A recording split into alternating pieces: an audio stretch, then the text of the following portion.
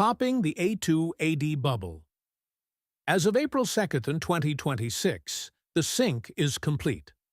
Following the disabling of the Iranian drone carrier Shahid Bagheri, President Trump has reportedly given the execute order for the initial phase of the Kharg Island seizure. The first 24 hours of the invasion are designed to blind and bind the IRGC. While the USS Tripoli remains offshore, its F-35B Lightning IIs are conducting dead-stick SAD missions, using advanced electronic warfare to suppress the remaining S-300 batteries on the mainland.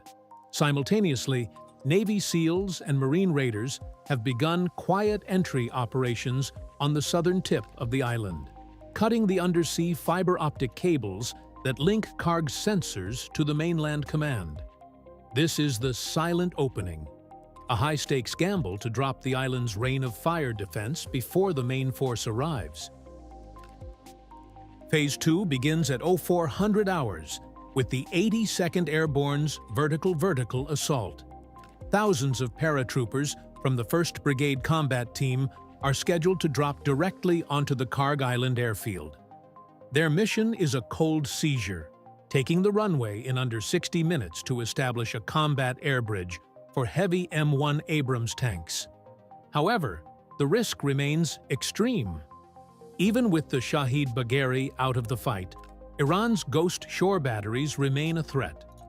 The 31st MEU will provide the amphibious hammer, hitting the northern docks with LCACs, hovercraft, to draw fire away from the paratroopers. This is the most complex joint operation of the 21st century. If the airfield falls, the final blow is inevitable.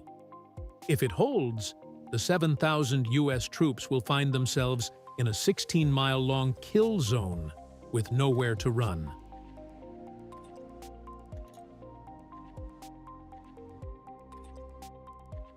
Thank you for watching.